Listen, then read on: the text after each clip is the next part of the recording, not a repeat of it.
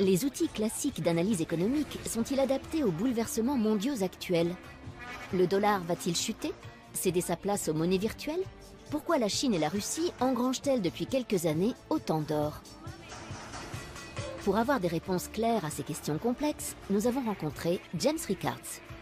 Conseiller financier du gouvernement des États-Unis, entre autres, il était déjà négociateur juridique et financier lors de la prise d'otage à Téhéran en 1979. Directeur d'une banque d'affaires à New York, Rickards conseille des fonds d'investissement privés. Et aujourd'hui, il s'inquiète du désarroi des gens plus modestes sur lesquels la crise a fait des ravages. Après le succès en 2011 de Currency Wars, où il faisait de la question monétaire un enjeu de sécurité nationale, Rickards envisage aujourd'hui un nouveau scénario catastrophe dans The Death of Money, la mort de l'argent. Selon lui, seules les nations et les individus qui anticiperont la situation survivront au chaos qui s'annonce. Beaucoup de choses peuvent faire office d'argent. Des tas de choses ont servi de monnaie d'échange. Quand on parle d'argent aujourd'hui, on pense bien sûr au dollar, à l'euro. Historiquement, c'est l'or qui a dominé les échanges pendant des millénaires. Mais au fil du temps, à travers le monde, on a utilisé des plumes, des coquillages, des marques de toutes sortes. L'argent prend bien des formes, mais elles ont tout un trait commun, la confiance. Quand on a confiance dans une monnaie d'échange, c'est de l'argent. Si cette confiance disparaît, ce n'est plus de l'argent. Voilà le propos de mon nouveau livre, La mort de l'argent. Dans quelles circonstances le monde pourrait-il perdre confiance dans le dollar? Down 127 points from yesterday. Atlantic S, 7, down 86 points. Bonza International, 9, down 45 points.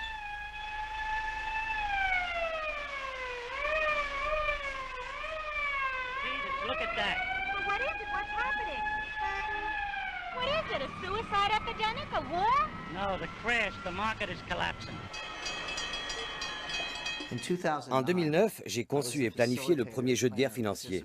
Ce projet a été financé par le ministère de la Défense américain, par le Pentagone, et réalisé dans un laboratoire militaire ultra secret près de Washington. J'ai engagé quelques spécialistes et nous avons échafaudé des plans en se disant « on va leur en donner pour leur argent ». C'était un jeu de guerre financier. On ne pouvait pas utiliser des armes conventionnelles, pas de bombes, pas de navires, ni de sous-marins. Nos seules armes étaient des actions, des obligations, des produits dérivés, des monnaies et des matières premières. Notre plan était le suivant. La Russie et la Chine mutualisaient leurs réserves d'or, émettaient une nouvelle monnaie indexée sur l'or par l'intermédiaire d'une banque à Londres et d'une chambre forte en Suisse. Ensuite, ces deux pays annonçaient qu'à l'avenir, les exportations énergétiques russes et les produits manufacturiers chinois devraient impérativement être réglés dans cette nouvelle devise. On tourne le dos au dollar, on va détruire le système fondé sur le dollar. Voilà le scénario que nous avons développé, et on s'est moqué de nous. Des professeurs de Harvard ont déclaré « C'est ridicule, l'or ne joue plus aucun rôle dans le système monétaire, c'est une référence du passé ». Eh bien, vous savez quoi? Depuis 2009, la Russie a augmenté ses réserves d'or de 70%, la Chine de plusieurs centaines de pourcents. On voit les Russes s'en prendre aux États-Unis en menant une guerre financière. Ce que nous avions imaginé est en train de se réaliser.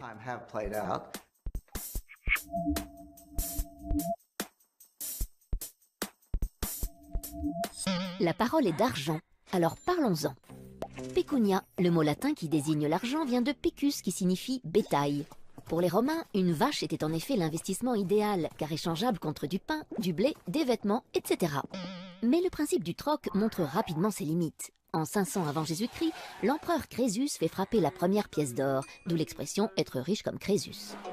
La monnaie papier est créée 1500 ans plus tard, en Chine, sous forme d'une attestation de dépôt. C'est le premier pas vers la virtualisation de l'argent. Le paiement sans espèces apparaît au XIIIe siècle à Florence. Les riches commerçants signent des ordres de virement d'un compte à l'autre. Les premières cartes de crédit sont utilisées aux États-Unis dès la fin du XIXe siècle. Et l'année 2009 voit l'apparition du Bitcoin, la première monnaie 100% virtuelle. Elle n'est émise par aucune banque nationale et les transactions sont gérées selon un système aléatoire par un réseau d'ordinateurs. L'avenir dira si le Bitcoin est une monnaie sûre. Bien sûr, les États-Unis sont la première économie mondiale. C'est de loin le plus important marché obligataire dans le monde. La plus grande partie des réserves de change est libellée en dollars. Une crise du dollar, une crise de la dette souveraine américaine plongerait le monde entier dans la crise. Le système monétaire international s'est effondré 3 fois au cours des 100 dernières années. En 1914, en 1939 et en 1971. Ce genre de phénomène se produit tous les 30 ou 40 ans. Quand cela arrive, ce n'est pas la fin du monde. On ne retourne pas vivre dans des cavernes. Concrètement, les grandes puissances financières et commerciales se réunissent et rédigent de nouvelles règles du jeu. L'expression n'est pas de moi. Elle apparaît il y a plus d'un siècle pour décrire le fonctionnement du système monétaire international. Quand le système monétaire international s'effondre, ce qui devrait à mon sens se produire prochainement, il faut définir de nouvelles règles du jeu. Mais quelles sont ces règles et comment les gens peuvent-ils s'y préparer? L'illusion monétaire est un concept économique, je ne l'ai pas inventé. Concrètement, quand un gouvernement commence à faire tourner la planche à billets, l'inflation n'apparaît pas partout de la même façon. C'est un peu comme jeter un caillou dans une mare, les ondes de choc se propagent graduellement. Les individus qui sont proches de la création de la monnaie, les banquiers et les gérants astucieux de fonds de placement, en sont informés les premiers et ils achètent des actifs. Puis les ondes se propagent et l'inflation se généralise. On constate une inflation de certains actifs, un accroissement des prix à la consommation. Quand l'investisseur lambda entre en scène, il est trop tard. La valeur de la monnaie a été détruite et les gens bien informés ont accaparé toute la richesse. L'illusion monétaire caractérise la première phase, quand la situation paraît prometteuse alors que l'on fait juste tourner la planche à billets. Plus tard, l'illusion se dissipe.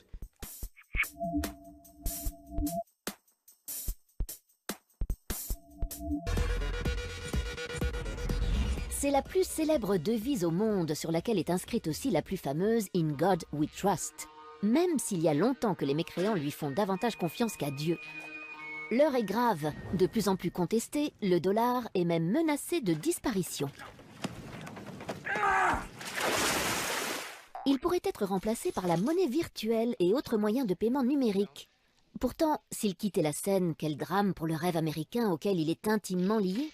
Rien ne pourrait l'effacer de notre imaginaire, où il occupe une place de choix.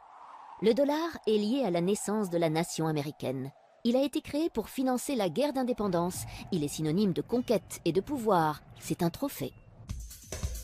L'Américain est dévoré par l'ardente ambition de faire fortune. C'est l'unique passion de sa vie. Chacun ici désire devenir riche et s'élever dans la société. Personne n'estime impossible d'y parvenir, écrivait Tocqueville en 1840. Même si les immigrants qui rêvaient d'une Amérique aux rues pavées d'or ont vite déchanté. Bretton Woods l'a encore magnifié en faisant l'unique monnaie des échanges internationaux à la fin de la Seconde Guerre mondiale. Symboliquement, depuis, posséder des dollars, c'est pouvoir se payer n'importe quoi, partout dans le monde.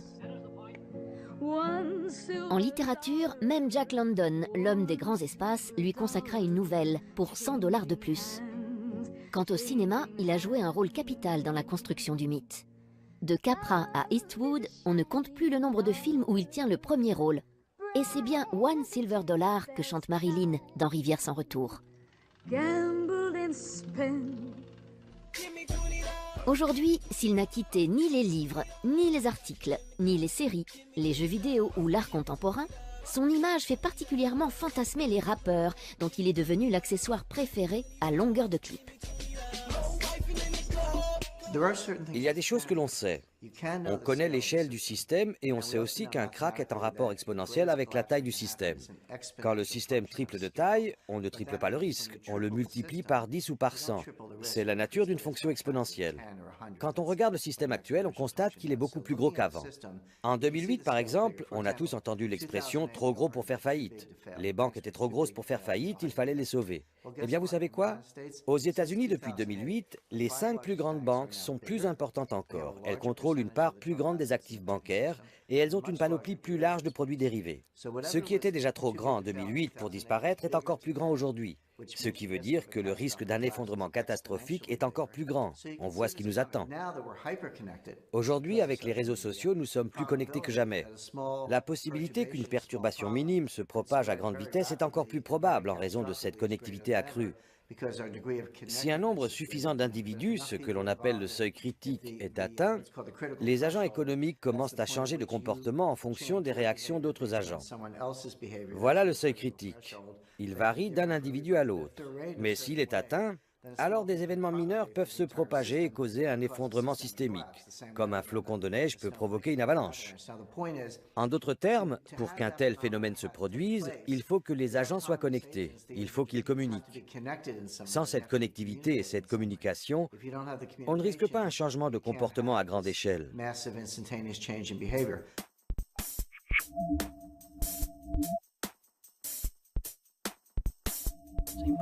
Qu'est-ce qu'un trader? Un opérateur de marché qui vend et achète des actions boursières de façon désormais totalement numérique. Depuis quelques années, il est devenu un personnage sulfureux et romanesque, comme un bandit ou un justicier. Caractéristique, il va vite, très vite, parfois aidé de quelques produits illicites. Il est riche, merci les primes, sa copine est belle, mais pas son langage.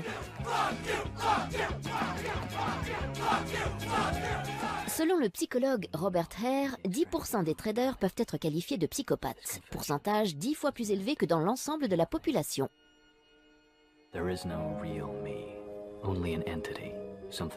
Peu à peu remplacé par des machines, le trader devient-il lui-même un algorithme susceptible de dérégler le système?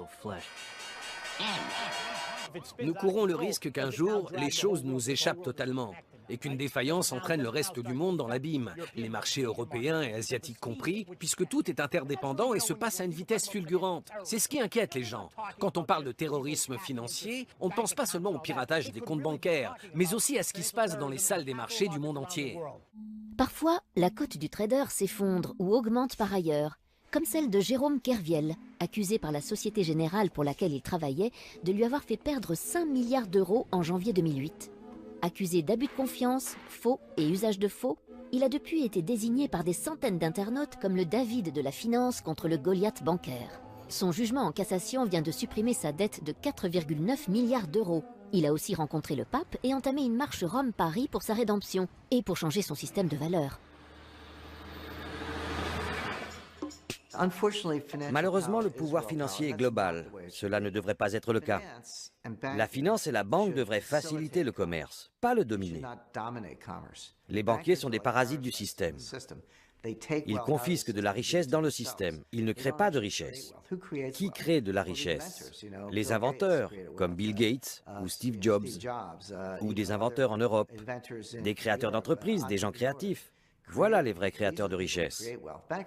Les banquiers ne créent pas de richesse. Ils s'approprient de la richesse grâce à un système perverti. Il faut renverser ce modèle de la finance. Il ne faut pas l'éliminer mais l'encadrer pour qu'il serve les échanges. Je comprends le fonctionnement du système et depuis que je m'occupe de finance, je suis scandalisé par sa dégradation. Le service a fait place à la cupidité. La création de valeur ajoutée a été remplacée par l'extorsion de richesse. Il est grand temps de le dénoncer.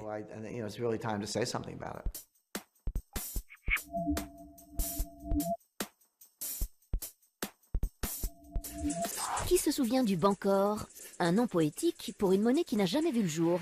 Imaginé par le grand économiste britannique John Maynard Keynes, le Bancor se voulait le nouvel étalon monétaire international émis par un organisme indépendant.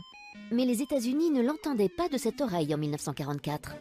Pourtant, l'esprit de neutralité du Bancor pourrait bien avoir inspiré les créateurs de l'euro, utilisé dès 1999 pour les transactions. On retrouve au fondement de la monnaie européenne la même ambition de créer une devise supranationale. Aujourd'hui, les monnaies virtuelles ont le vent en poupe. Elles ont investi les jeux vidéo principalement en ligne.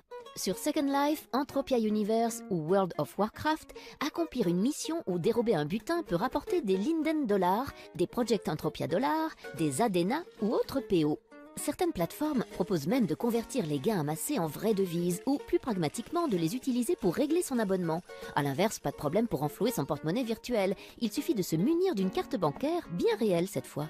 On n'oublie pas le Bitcoin, la monnaie virtuelle de la vraie vie. Créé en 2009, le Bitcoin est une devise électronique cryptée qui permet notamment d'effectuer des transactions en ligne sans passer par une banque. Le revers du Bitcoin, son cours très volatile qui fait des montagnes russes. Et sa sécurité. Ainsi, 650 000 bitcoins, soit près de 300 millions d'euros, se seraient volatilisés suite au dépôt de bilan de la plateforme d'échange de bitcoins Mt. Gox ces dernières semaines. Enfin, pour ceux qui ont prévu de voyager prochainement sur Mars, PayPal vient de lancer PayPal Galactic, un système de monnaie universelle qui permettra de faire ses courses dans l'espace.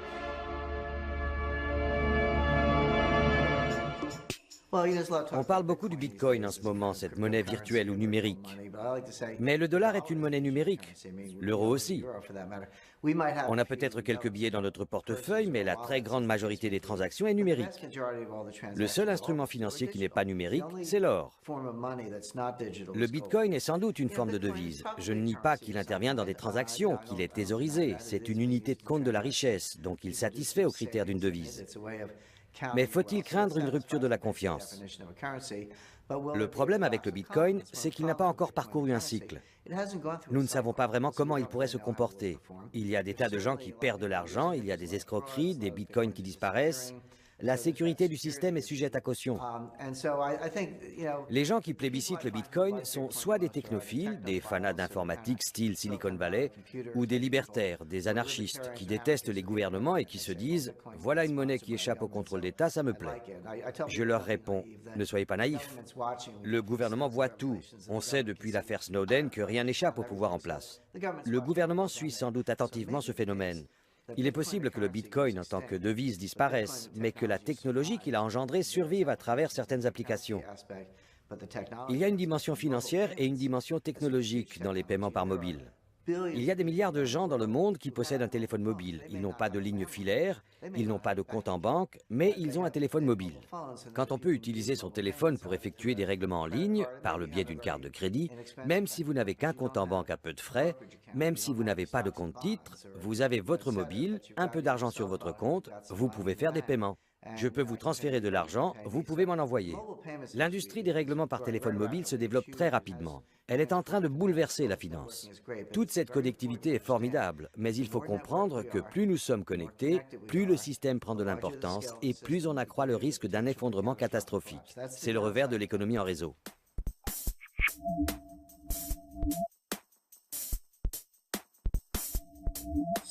Le monde compte environ 180 monnaies officielles. Et il y a les inofficielles, comme le Chiemgauer, dans le sud de l'Allemagne, ou la pêche, utilisée par les commerçants de Montreuil. À la bourse, le dollar, l'euro et le yen japonais sont les devises les plus en vue. La bourse la plus importante du monde est celle de Wall Street. En 2013, 7 000 milliards de dollars y ont été échangés. En deuxième position, le Nasdaq, qui est un marché boursier totalement virtuel. L'argent travaille vite, son unité de temps est la nanoseconde. Les ordinateurs traitent aujourd'hui les transactions en un milliardième de seconde. 1000 transactions en un battement de cils. En 2010, on comptait encore en millième de seconde. Ces transactions à très grande vitesse représentent 50% des échanges dans le monde, 70% aux États-Unis et 40% en Europe. Pourquoi est-ce que le dollar est la première monnaie de réserve dans le monde? Ce n'est pas lié à la devise elle-même, mais au support d'investissement libellé en dollars.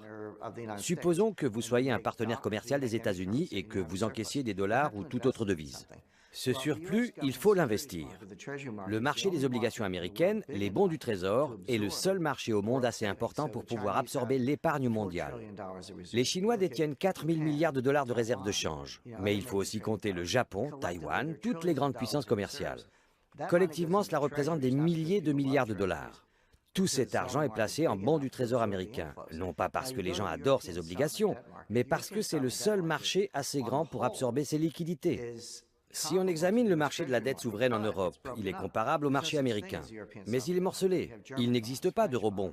Il y a des obligations d'État allemandes, françaises, italiennes, hollandaises. Si on avait un marché unique, s'il existait des eurobonds, garantis par le crédit de la zone euro, ce marché serait plus important que celui des bons du Trésor américain.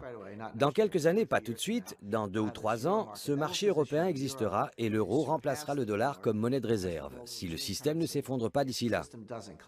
Dans un monde qui ne subit pas d'effondrement, vous verrez une appréciation de l'euro. Dans un monde qui s'effondre, aucune monnaie ne sera épargnée, pas même l'euro. You're pathetic trying to be like us.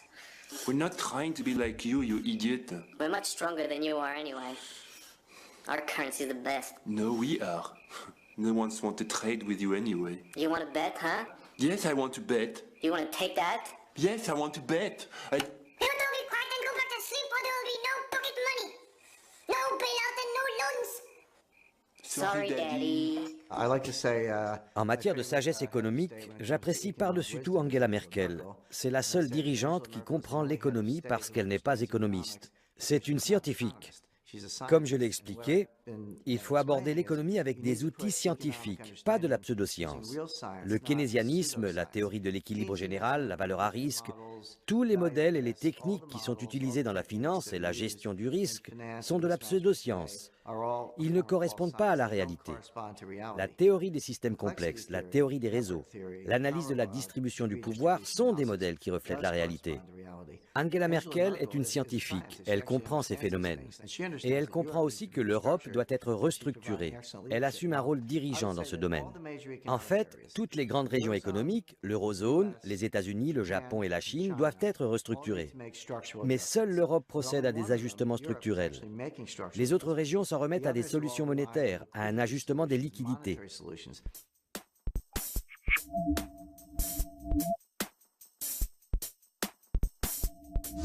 Avec 1400 milliards de dollars, la Chine est le premier détenteur étranger de la dette américaine.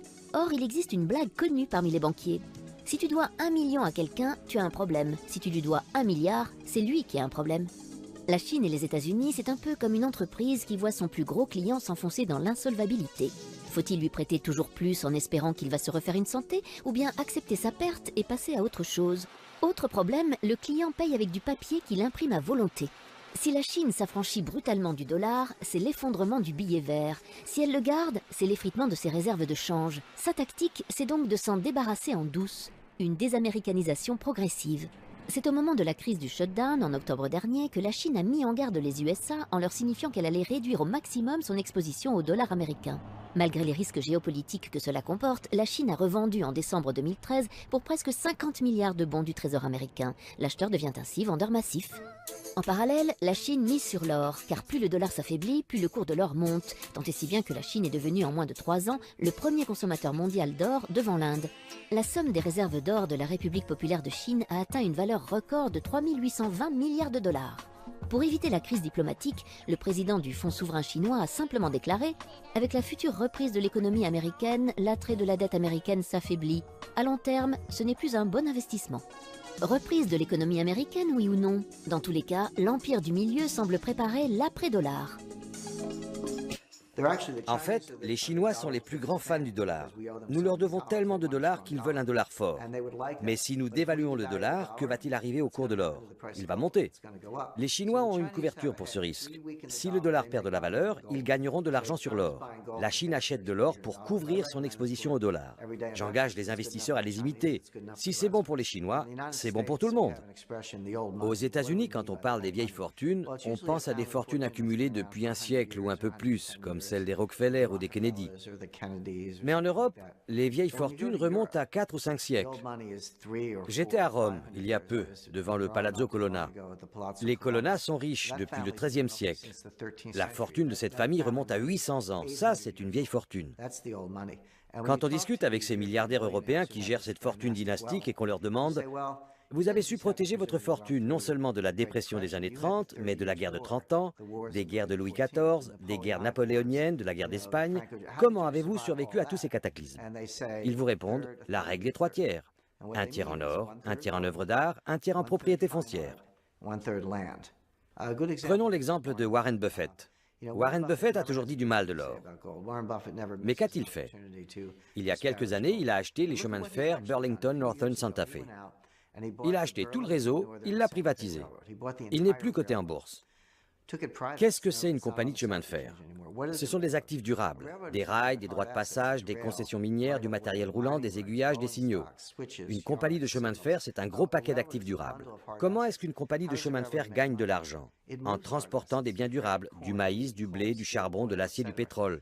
Une compagnie de chemin de fer, ce sont des actifs durables qui transportent des biens durables. Quand Warren Buffett fait cela, les gens disent « Warren Buffett aime bien les actions des entreprises de transport ». Pas du tout. Il investit ses dollars dans des actifs durables. N'écoutez pas ce qu'ils disent, observez ce qu'ils font.